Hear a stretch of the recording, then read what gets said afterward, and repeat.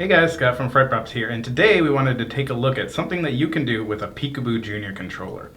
We were looking to highlight the features of the PicoBoo Jr. and looking for a kit that would really show off what it is capable of and the type of situations it's best used in. And we decided that this kit was a good fit. This is our car crash kit. The reason that we wanted to use this kit is that the PicoBoo Jr. is a 2-output controller. You can see we have 2 relay outputs here at the top, but it doesn't have audio. So it's good for using in cases where you don't need audio for your effect or where the audio is coming from an external source like this horn here. In our car crash kit, we have 2 12-volt LED headlights and an actual car horn that's also 12 volt.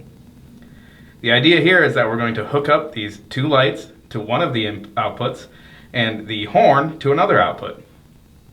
That way, when everything's wired up, we can trigger both of them to go off, and you can simulate in a honk type situation a car suddenly turning on its lights and honking its horn. So this would be good to use in like a hallway. You could even get an old front end from an old car, put it in the hallway, put the lights and the horn in it, have it suddenly light up and honk its horn. It's extremely loud, which is also a plus to scare people as they walk through your event. Alright, so we're going to go ahead and get everything wired up. We'll go take a look at the controller, and I will show you how to wire up all these different 12-volt devices to the PicoBoo Jr. Alright, now as I mentioned earlier, the PicoBoo Jr. has 2 relay outputs on it. Here's relay 1 and relay 2. Now we're going to be using those 2 outputs to control our components. As you may know, relays don't provide power. It's essentially just a switch that connects electricity. You can see each relay has 3 terminals, NC, C, and NO. That stands for normally closed, common, and normally open. And the way that the relay works is that in its resting state, the normally closed and common terminals are connected together, so power is flowing through these 2 terminals. If you connect a device to these 2 terminals, it will be on by default. When the relay switches, it opens up the normally closed terminal and connects the normally open terminal, touching C to NO. That would turn on a device that was connected to those 2 terminals. So because they're just a switch and there's no actual power flowing out, we're going to need to borrow power from the trigger terminal of the controller, ring it over, and put it into these 2 relays. So that's our first step here. So to do that, I have this piece of 22-2 low voltage wire. So that's 22 gauge wire, and there are 2 individual strands of wire inside of it, a red and a black, so you can kind of keep them straight. And what I've done is I've just twisted together the strands at one end and left the other 2 exposed and ready to plug into the terminals. So what we're going to do with that is we're going to take the end that is grouped together, and we're going to plug that into the positive output of the trigger terminal. Alright, so that gives us our positive power. I'm going to then bring these 2 wires and plug them each into the common terminals for the relay outputs 1 and 2. It doesn't matter which wire goes where. Alright, so that is our first wire, and that gives us the power over to the relays so that we can actually power the devices when we turn the relays on with the controller. Next step will be to wire up the different components, and we're going to start with the car horn. Alright, you can see here on the bottom of the horn that we have these 2 kind of tab connectors, and we're going to be connecting our power to the horn via those tabs. To do that, we're going to be using these connectors, and we're going to use another piece of that 22 gauge wire. So let's get that set up next. Alright, so I just have another piece of that 22 gauge 2-strand wire, and we're going to go ahead and install a pair of these connectors onto one of the ends. To do that, what I like to do is take one of the strands of wire, take the exposed bit that I've stripped, and double it over upon itself. That makes it a little bit thicker, and it's going to be easier to crimp this connector on. Then you'll see the connector here has a hole, and you can just go ahead and slide your wire in until you see the wire peeking up inside the connector. We're going to use our wire strippers here to crimp. There's a section here where we can seat the connector in, and then we can depress it to crimp. You may find that you need to crimp it in several places and squeeze pretty hard to make sure that the connector stays. If you can pull on it and it doesn't come off, that's good. So we'll go ahead and do the other wire next. Same procedure, we're just going to go ahead and double this over on itself. Insert into the connector and crimp it down. Alright, so here we have our wire that's going to connect to the car horn. These two components are going to connect to the horn itself, and we're going to connect these to the PicoBoo.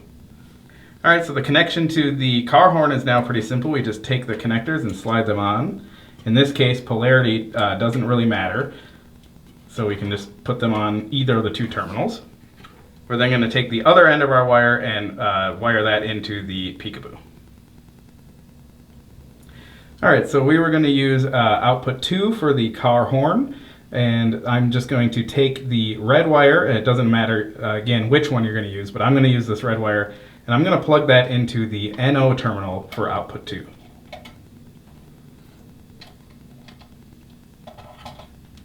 Now at this point, if we were to insert the black wire into the negative output from the trigger terminal, we would be all wired up to control this car horn with output 2. But we're actually going to wait on that because this wire is going to share that terminal with several other wires once we get the lights hooked up.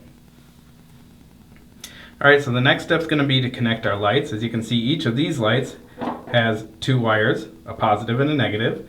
And since we're wiring both of them together, we can just go ahead and take those and twist them together with each other. Red to red, black to black.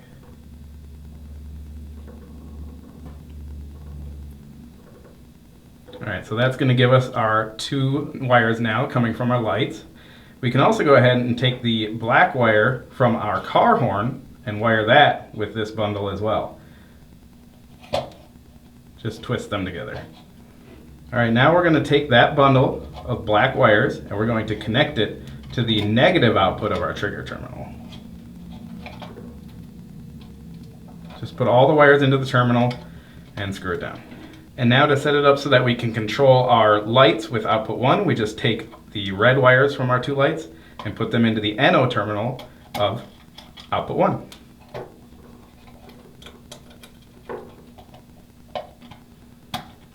Alright, so that is all our components wired up to the PicoBoo Jr. The last thing we need to do is apply power and program the controller.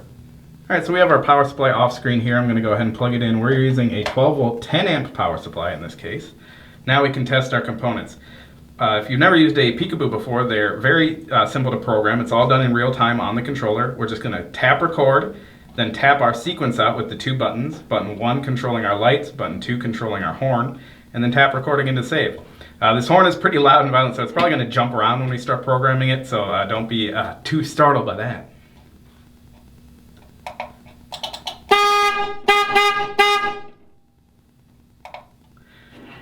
Alright, well that is nice and loud, very startling. We can go ahead and test our program by tapping the play button, number 2 here.